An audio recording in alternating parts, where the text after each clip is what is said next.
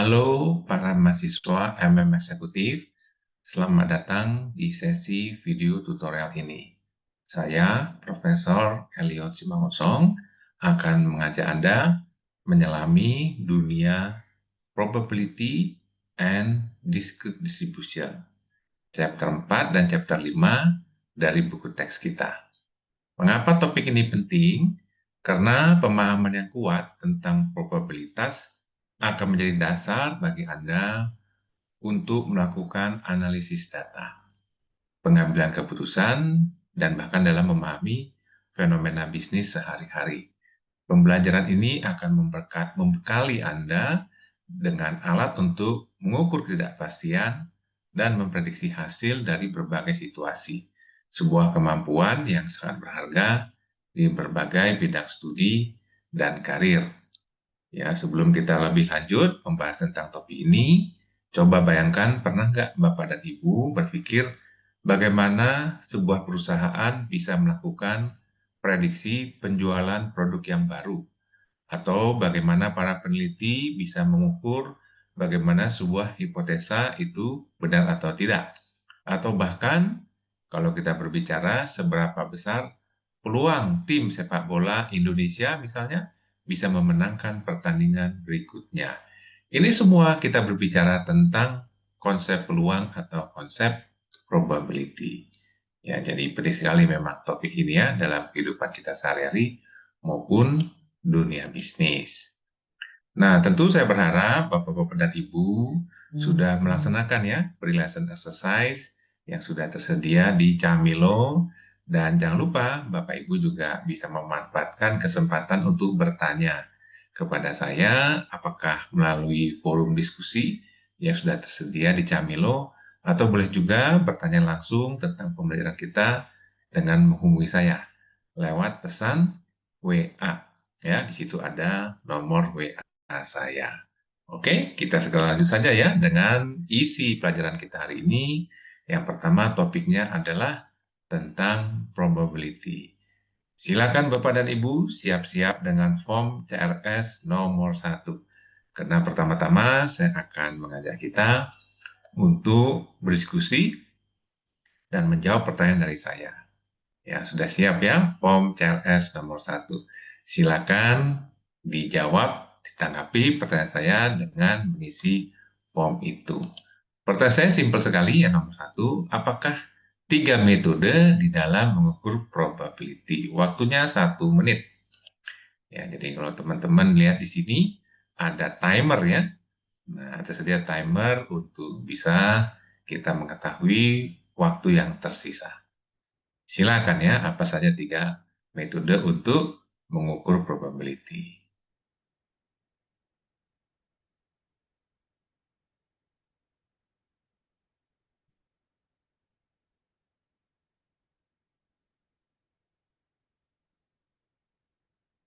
Waktunya tinggal 30 detik lagi. Silakan dijawab dengan cepat dan ringkas. Dan bagi yang menjawab benar ya, 5 orang akan mendapat kredit CRS point. Ya, nilai CRS point 1. Silakan.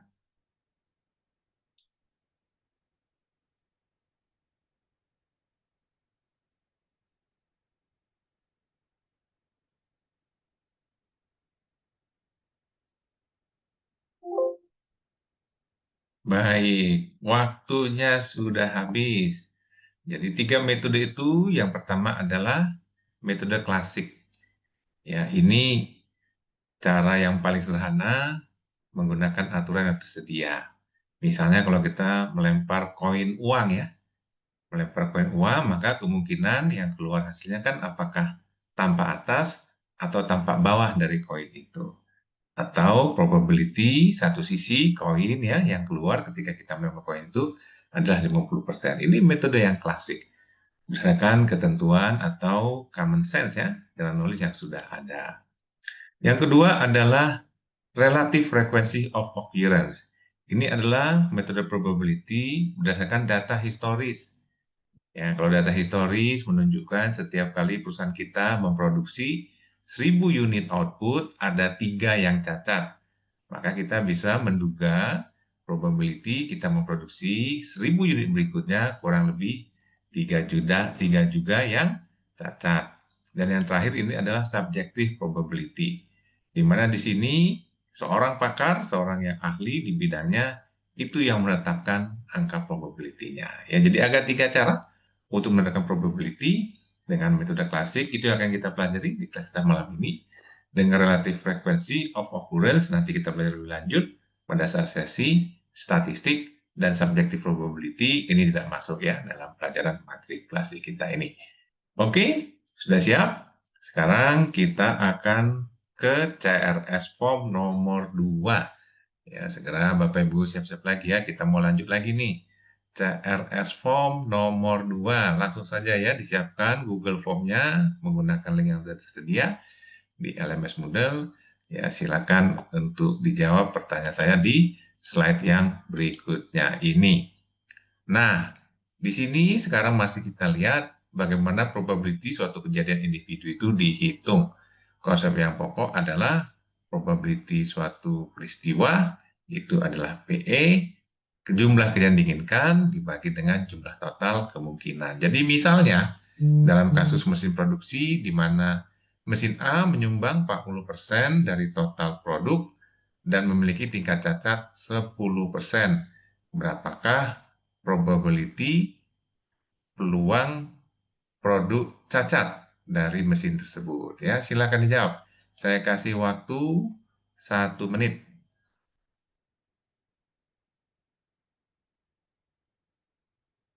CRS nomor 2.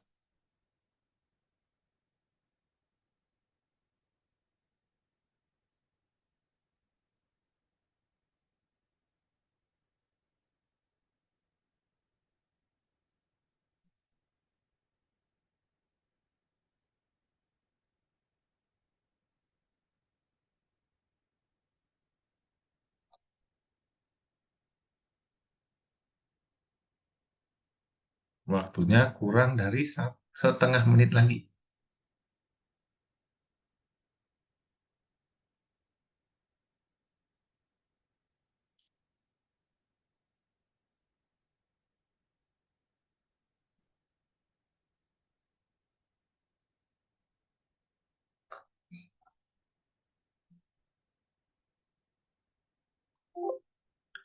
Baik, waktunya sudah habis. Jadi jawabannya 0,04. Ya, jadi jika mesin A selalu menghasilkan 40% dari total produk dan selalu memiliki tingkat cacat 10%, maka probability produk cacat yang berasal dari mesin A adalah hasil perkalian dari kedua probability tersebut, yaitu 0,4 dikalikan 0,1 atau 0,04. Begitu ya, teman-teman ya. Nah, kita lanjut saja dengan materi berikutnya.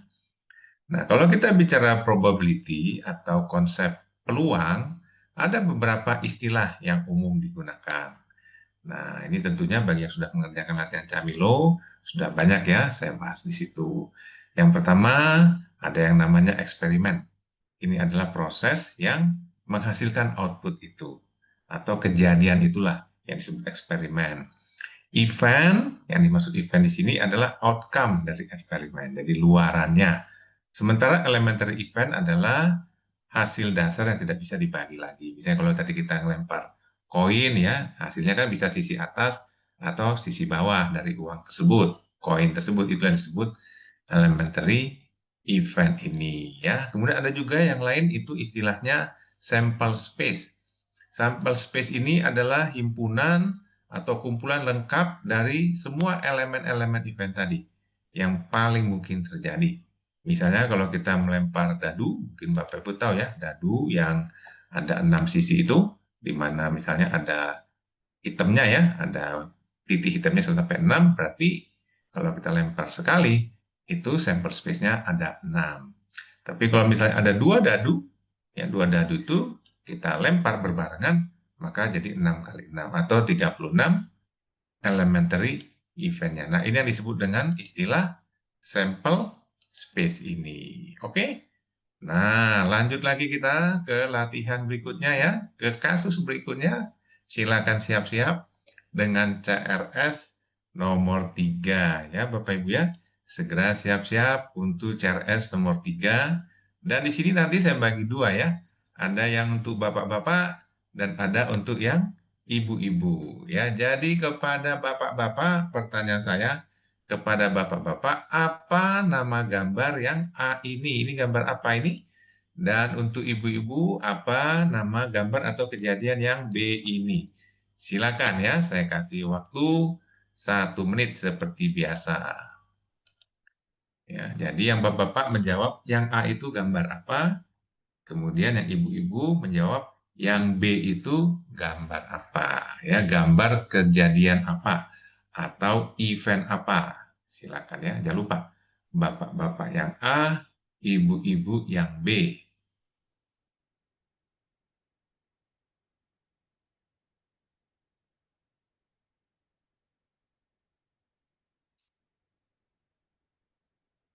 Waktunya kurang dari 30 detik.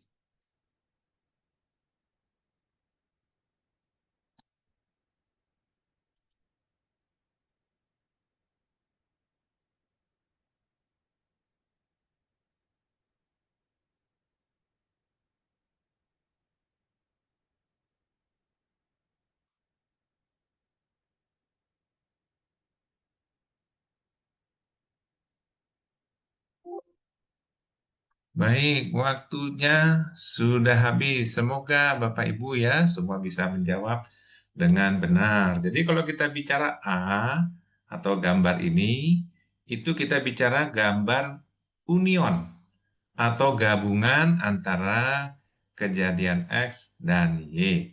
Himpunan X dan Y ya. Dilambangkan dengan ada simbolnya itu ya X, U, Y. Sementara yang B ini adalah irisan atau intersection kejadian X dan kejadian Y ya. Jadi irisan itu. Sementara yang C ini adalah kejadian yang independen di mana tidak ada irisannya. Nah, ini ada simbol yang biasa digunakan ya. Jadi kalau untuk union biasanya simbolnya seperti huruf U ya. Jadi X union Y. Sementara kalau intersection ya intersection itu dia seperti huruf U yang kebalik ya. Nah, itu simbolnya seperti itu. Sementara kalau dia mutually exclusive event, seperti terlihat di sini ya, berarti probability X beririsan dengan Y itu sama dengan 0. Atau tidak ada, kalau kita lihat di sini ya, tidak ada irisannya. Oke? Nah, kenapa ini penting? Karena ini akan berguna ya pemahaman dasar ini kepada penjelasan lebih lanjut tentang probability ini. Ya, mari kita lihat ya contohnya di slide berikut ini.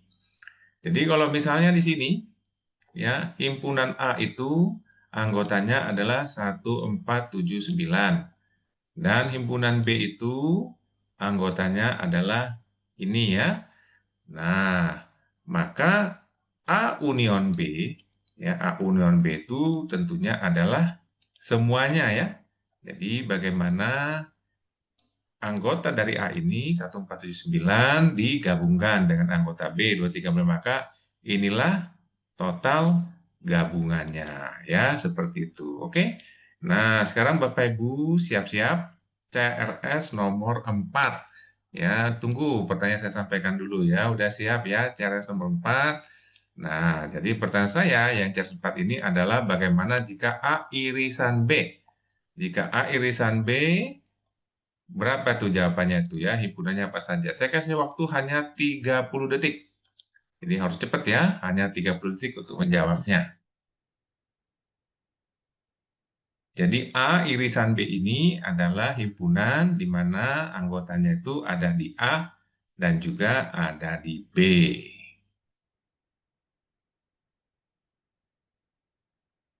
Gampang ya Bapak Ibu ya?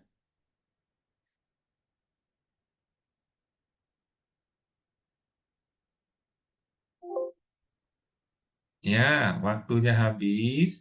Jadi kalau kita lihat A irisan B itu jawabannya adalah 4. Karena kalau kita lihat angka 4 ini dia terdapat di himpunan A dan angka 4 ini juga terdapat di himpunan B. Ya, inilah jawabannya kalau kita bicara probability A irisan dengan B ya, jawabannya 4. Gampang ya, mudah-mudahan semuanya bisa menjawab dengan baik. Nah, ada banyak latihan-latihan lagi ya, teman-teman bisa lihat di sini. Jadi kalau misalnya A itu anggota himpunannya adalah bilangan-bilangan ini, yang B anggotanya adalah bilangan-bilangan ini, dan yang C anggotanya adalah bilangan-bilangan itu, maka yang pertama A union C. Berarti di sini bilangan-bilangan yang jadi himpunan A ini digabungkan ya dengan yang C. Jadi satu kan sama itu ya, kemudian 2, 3, 4, 5, dan seterusnya ya. Ini dia ya, bisa ya. Demikian juga kalau misalnya A irisan dengan B, dengan A dan B mana yang angkanya sama. Kalau kita lihat di sini angka 7 itu ya, angka 7 dan angka 9 juga sama. Jadi irisan B itu 7 dan 9. Bisa ya? Nggak susah kan nanti Bapak Ibu, ini contoh-contoh kalau soal ujian ya untuk mengerjakan latihan probability ini. A irisan C seperti apa? Nah, bisa dilihat di situ ya. 1, 3, 7. Kemudian A union B, union C. Nah, ini digabung semua ya. A digabung dengan B, dengan C. Semua bilangannya tuh digabung jadi satu. Ini jawabannya. Kalau lawannya A irisan B, irisan C, apa sih bilangan itu yang ada di A, ada di B, ada di C? Nah, dapat jawabannya ya, yaitu angka 7. Oke? Nah, sekarang siap-siap untuk menjawab Moodle Classroom Response System ya, form CRS yang nomor 5. Sudah siap ya? Yang nomor 5 sudah siap? Ya, saya kasih waktu 1 menit ya untuk menjawabnya. Cepat-cepatan ya untuk pertanyaan yang berikut saya ini. Silakan dijawab di CRS nomor 5. Pertanyaannya adalah A union B dan irisan dengan C ya. Waktunya 1 menit. Ya, silakan.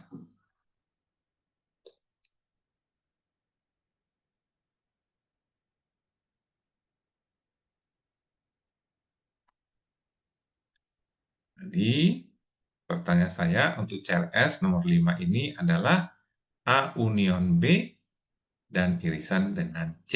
Silakan.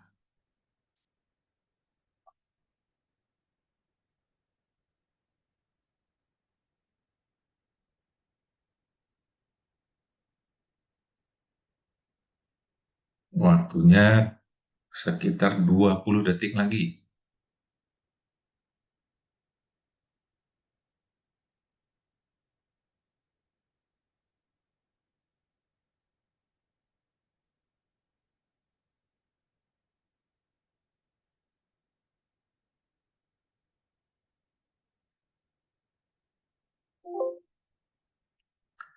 Baik, waktunya habis. Jawabannya adalah ini ya. 1, 2, 3, 4, dan 7. Ya, seperti itu ya. Oke, semoga ya semua bisa mengerjakannya. Kalau misalnya ada rekan-rekan yang kesulitan mengerjakan, seperti saya katakan, jangan sungkan-sungkan ya untuk bertanya di forum diskusi ataupun menanyakan langsung ke pesan WA, WhatsApp kepada saya. Nah, mari kita lanjutkan dengan rangkuman apa yang sudah dipelajari ya. Jadi kalau kita lihat di sini ada yang namanya independent event ya, di mana independent sudah kita pelajari. Kemudian ada yang namanya complementary event. Di mana complementary event ini adalah event yang di luar. Ya, jadi kalau kita lihat di sini, kalau probability complementary dari X berarti inilah dia ya. Semua yang berada di luar dari X ini ya, seperti itu saja ya singkatnya. Lalu kemudian ini juga rangkuman ya yang tadi sudah kita pelajari sama-sama ya. Nah, ada union, ada yang join, ada yang kondisional ya seperti ini. Tadi semua sudah kita pelajari. Oke? Nah, sekarang kita lanjut ke materi berikutnya. Nah, materi berikutnya adalah penjumlahan. Ya, jadi ini adalah aturan untuk penjumlahan probability. Ya, bagaimana rumus penjumlahan probability. Jadi kalau kita lihat di sini, rumus atau formula dalam menghitung probability X union Y. Jadi probability X union Y, kalau kita lihat di sini adalah probability X tambah probability Y, itu sebenarnya semua bulatan ini ya. Bulatan ini semua dikurangi dengan probability irisannya ya, dikurangi dengan yang tengah ini supaya tidak dua kali hitung, maka didapatkanlah keseluruhan probability X union Y. Gampang ya, ini rumusnya ya. Jadi P X union Y sama dengan probability X tambah probability Y dikurangi dengan probabilitas X irisan dengan Y. Nah, ini contohnya ada di sini ya. Contohnya kalau probability kita lihat di sini ya.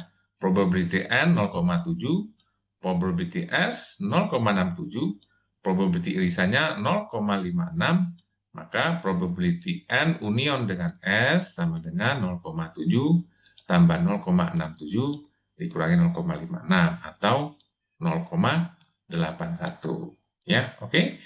Nah, ini cara lain untuk menghitung probability ya, selain tadi yang cara awal yang kita gunakan itu. Nah, jadi kalau kita lihat seperti ini ya. Dan kalau dia sifatnya komplement, nah di sini komplement ini maksudnya bagaimana kalau kita ingin menghitung probability yang di luar ini.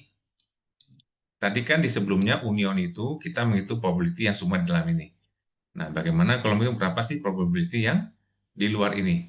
Yang neither X atau Y. Jadi bukan termasuk anggota X, anggota Y. Nah, simpel sekali jawabannya ya. Rumusnya adalah 1 dikurangin probability X union Y. Ya, karena total probability itu haruslah 1. Jadi kepada contoh tadi, kalau misalnya probability X union Y ini sama dengan 0,81, maka probability yang di luar ini, neither X or Y, berarti 1 kurang 0,81 sama dengan 0,19. Oke, nangkep ya? Ini rumus matematikanya untuk penjumlahan probability. Kemudian ada juga yang disebut kalau dia mutually eksklusif ya. Jadi kalau eventnya itu tidak beririsan, jadi seperti satu anggotanya seperti itu, satu sendiri tidak ada irisannya seperti ini. Maka probability X union dengan Y sama dengan probability X ditambah probability Y. Seperti itu ya. Nggak terlalu susah kan? Seperti ini ya. Makanya kita sekarang sudah lengkap ini. Ya, kita sudah lengkap dengan latihan kita. Maka sekarang Bapak dan Ibu segera siap-siap lagi untuk menjawab pertanyaan saya. Ya, segera siap-siap lagi dengan form CRS berikutnya. Nah, berikutnya nih form CRS nomor 6 ya Bapak Ibu ya. Jadi ini diskusi kita yang keenam ya. Jadi nanti di sini laki-laki dan wanita saya kasih case yang berbeda ya, latihan yang berbeda. Oke, sudah siap ya yang nomor 6 ya. Waktunya saya kasih 2 menit. Nah, ini lebih lama waktunya. Dah siap-siap ya. Maka untuk latihan ini, jangan lupa CRS nomor 6, laki-laki akan saya minta mengerjakan yang A dan C. Wanita mengerjakan yang B dan C. Waktunya 2 menit. Seperti itu ya. Oke, jangan lupa Bapak dan Ibu. Laki-laki mengerjakan yang A dan C. Wanita mengerjakan yang B dan C. Gitu ya. Oke, supaya makin banyak ya yang dapat nilai leaderboard point. Silakan dikerjakan. Waktunya masih ada 100 detik lagi ya, masih lebih 1 menit. Ya, silakan.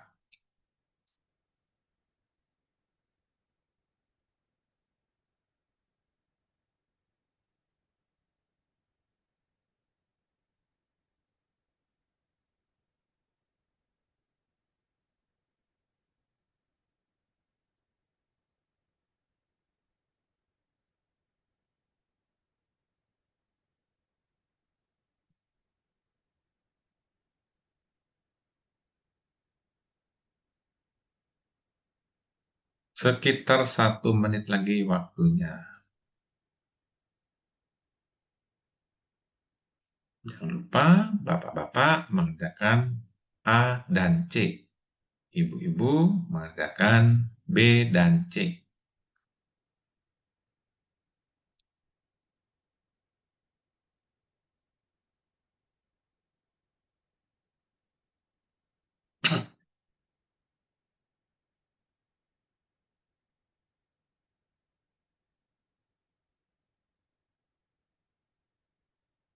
Kurang dari 30 detik waktunya tersisa.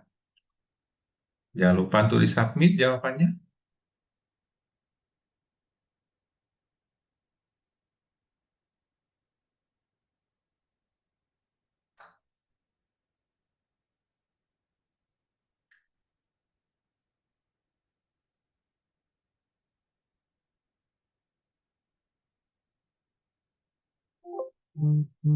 Ya, waktunya sudah habis. Silakan diperiksa ya jawabannya Bapak dan Ibu. Ini yang A, jawabannya 0,26 probability-nya. Yang B, jawabannya 0,3. Dan yang C, jawabannya 0,22 probability-nya ya. Semoga bisa mengerjakan dengan baik ya semuanya. Nah, dengan demikian selesai sudah tema pembelajaran kita yang probability. Sekarang kita akan masuk ke bagian terakhir dari pelajaran kita di video tutorial ini, yaitu discrete distribution, atau bahasa Indonesianya suka juga disebut distribusi discrete. Nah, seperti biasa, saya kasih pertanyaan bonus nih. CRS nomor 7, silakan ya. Saya kasih waktu 1 menit. CRS nomor 7, silakan langsung siap-siap. Pertanyaan saya, apa yang dimaksud dengan discrete distribution? Ya, ini waktunya saya kasih 1 menit. Silakan. Apa yang dimaksud dengan discrete distribution ini? Nggak susah kan?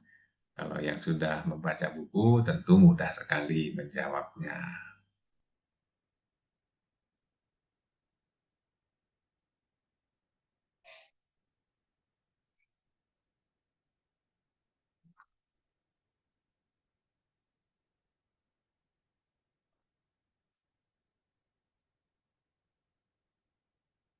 Waktunya sekitar 20 detik lagi.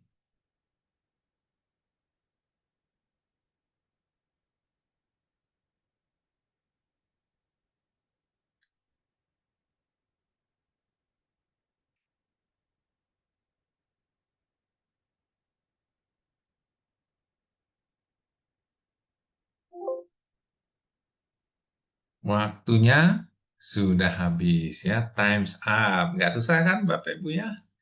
Jadi apa itu distribution? Adalah distribusi yang dibangun dari variabel acak diskrit atau discrete random variable. Jadi variabel di sini adalah yang sifatnya bilangan ya, bilangan bulat ya. Jadi variabel ini adalah variabel di mana hampir semua nilai yang mungkin adalah nilai yang dapat dihitung. Nah, di sini ada contoh-contohnya nih ya.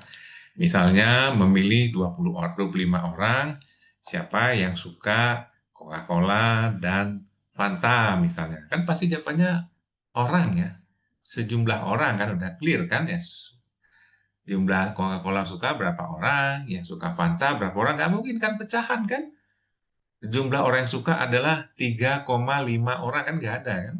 Ya kalau nggak 3 orang ya 4 orang kan. Nah ini yang disebut variabel discrete. Ya di mana nilai dari variabel itu biasanya berupa bilangan bulat. Atau dalam bahasa Inggrisnya yang saya hijaukan ini. The whole number value. Nah variabel discrete ini yang umum kita temukan ya di perusahaan-perusahaan manufaktur. Kalau kita bicara produksi, kalau kita bicara penjualan, biasanya ada satuannya ya. Satuan unit produksi atau satuan unit penjualan. Walaupun demikian, selain variabel discrete, ada juga yang disebut dengan istilah variabel continuous. Nah, kalau variabel continuous ini berarti biayanya sekarang, maaf, nilai variabelnya sekarang tidak bilangan bulat saja, tapi bisa sembarang bilangan pada setiap titik. Jadi bisa bilangan pecahan, bisa bilangan negatif juga seperti itu. Nah, kalau disebut discrete distribution itu biasanya ada istilah-istilahnya ya, binomial distribution, Poisson distribution, hypergeometric distribution. Nah, kita akan belajar lebih lanjut di sesi tutorial ini yang binomial distribution. Kalau Poisson, kita akan belajar nanti waktu kelas ini ya, waktu kelas operation strategi, ini waktu belajar tentang teori antrian. Hypergeometric ini tidak kita pelajari. Sementara kalau continuous distribution, contohnya adalah uniform distribution, normal distribution, exponential distribution, dan yang lain lagi. Nah, kita akan pelajari di kelas statistik kita ini adalah yang uniform dan normal distribution. Sementara eksponensial, kita akan pelajari nanti di kelas operation strategi ya. Ini juga biasanya untuk teori antrian. Jadi eksponensial ini sama Poisson ini biasanya untuk konsep antrian. Nah, kita tidak akan pelajari di sini. Nah, untuk malam ini, saat ini kita akan belajar yang binomial distribution. Oke? Nah, bagaimana kita menjelaskan binomial atau discrete distribution ini? Biasanya dalam bentuk gambar seperti ini. Jadi dia dalam bentuk diagram batang. Ya, teman-teman bisa lihat di sini. Ya, jadi di sini ada angkanya ya, probability untuk masing-masing event atau kejadian yang mungkin terjadi di sini. Ya, seperti itu. Dan kita gambar dalam bentuk batang. Ya, ini seperti histogram ya, diagram batang seperti itu. Nah, inilah yang disebut dengan discrete distribution. Sementara kalau continuous distribution, dia bentuknya bukan diagram batang ya, tapi garis. Misalnya seperti ini, seandainya dia merupakan distribusi yang continuous, berarti bentuknya garis seperti ini ya, yang tidak terputus-putus. Artinya, event atau peluang event itu terjadi unlimited. Bisa banyak sekali di sepanjang garis ini. Tapi kalau discrete distribution, peluang kejadian atau outcome itu dari hitungan kita itu dia tertentu. Ya, dia bisa dihitung. Oke, seperti itu. Nah, bagaimana menghitungnya? Seperti apa rumusnya? Nah, ini ada di sini ya. Ada di sini sekaligus juga dengan contohnya. Ya, seperti itu. Jadi untuk menghitung mean, ya mean dari discrete distribution, itu rumusnya adalah EX atau expected value. Expected value ini adalah penjumlahan total dari nilai eventnya dengan probability-nya. Jadi itu misalnya nilai X-nya 0, ini probability-nya, maka itu dikalikan, dapat X kali probability X, dan seterusnya. Jadi X dikalikan probability X, kemudian dijumlahkan, inilah yang disebut mean, ya, atau expected value dari discrete distribution. Seperti itu ya, teman-teman ya, untuk menghitung mean dari discrete distribution. Oke, sementara indikator lain dari distribusi ini yang disebut standar deviasi dan varians. Nah, ini rumusnya sudah given ya, teman-teman ya. Kalau varian seperti ini rumusnya, jadi X dikurangi min, dikuadratkan, dikali dengan probability-nya. Kemudian ini simbol sigma ini maksudnya dijumlahkan total. Kemudian standar deviasi yang simbolnya sigma kecil. Jadi masih ingat kan gambar ini ya? Ini kita sebut sigma kecil, itu tinggal diakarkan saja.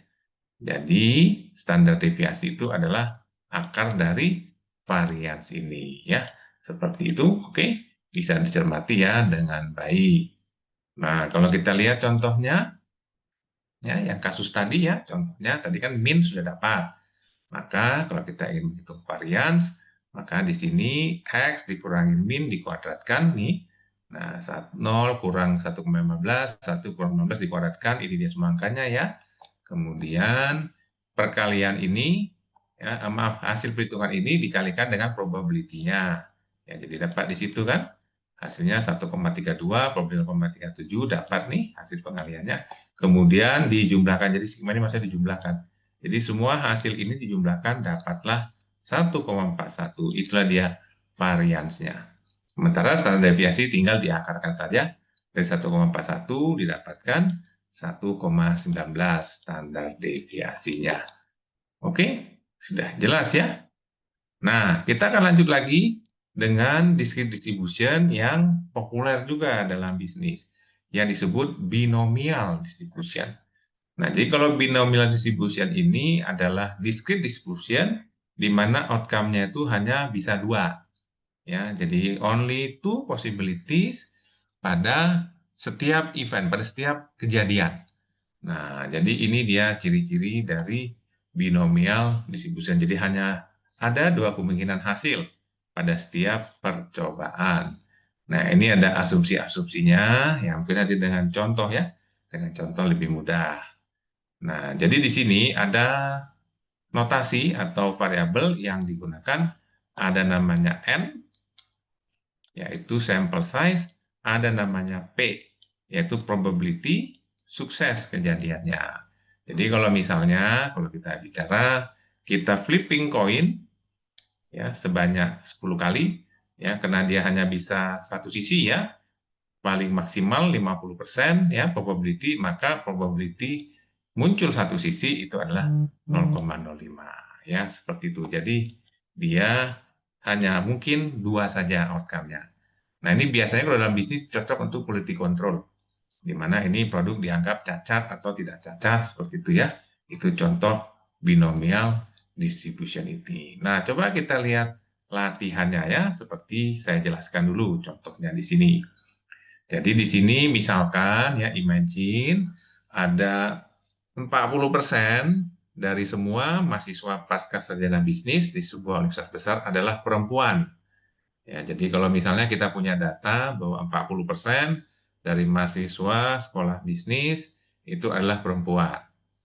Maka jika sampel acak 10 orang mahasiswa dipilih, ya jadi diambil sampel 10 orang mahasiswa dipilih, berapakah peluang untuk mendapatkan tepat satu mahasiswa perempuan? Ya, jadi kalau misalnya ada diambil 10 orang ya secara acak, berapa peluang tepatnya mendapat satu mahasiswa perempuan di situ.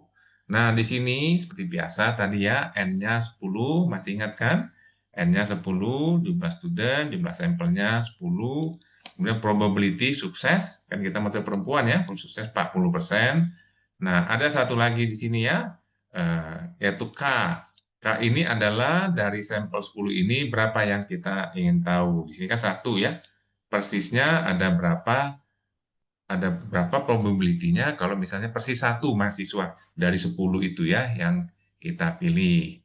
Nah, kalau kita lihat di sini ya, hitung-hitungan seperti itu biasanya mengerjakannya binomial problem ini dengan rumus kombinasi. Ya, dengan kombinasi teman-teman bisa lihat di sendiri ya. Rumusnya lumayan complicated seperti ini ya. Nah, jadi saya kira kita tidak harus menggunakan rumus yang rumit ini. Ini rumus dari buku ya. Dengan menghitung dengan cara kombinasi sehingga didapatkan hasil akhirnya probability tepat satu ya.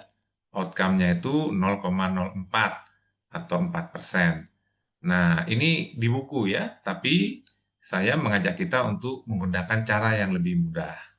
Ya, kalau cara dari buku ini nanti lumayan merepotkan Bapak dan Ibu pada saat ujian, maka sebagai gantinya saya mengajak kita untuk menggunakan tool ini.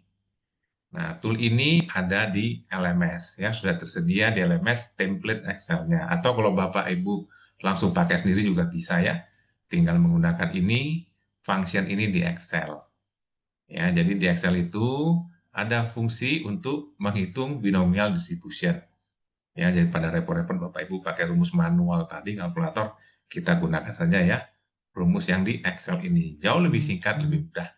Jadi tinggal kita ketik aja seperti ini, binom titik distribution, kemudian buka kurung. Nah, number of S ini itu adalah number sukses yang diinginkan itu, yaitu K.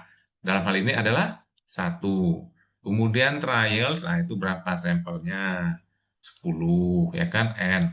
Probability sukses, nah probability sukses itu 40%, 0,4. Kumulatif, ini biasanya tidak kita gunakan, ini opsional sih kalau di Excel. Jadi kita ketik aja false, seperti itu ya. Maka untuk menghitungnya simpel sekali. Bapak Ibu tinggal ketikkan seperti ini. Maka didapat hasilnya sama 0,04 ya, seperti itu. Nah, selanjutnya setelah kita tahu probability-nya, kita juga bisa menghitung berapa min dan standar deviasinya. Di sini juga sudah ada ya rumusnya ya. Ini rumus untuk menghitung min, yaitu N dikalikan dengan P, sudah menghitung standar deviasi akar N kali P kali Q. Jadi gampang sekali ya teman-teman ya. Jadi untuk seperti soal yang tadi, berarti min-nya itu adalah N dikalikan P, yaitu ini.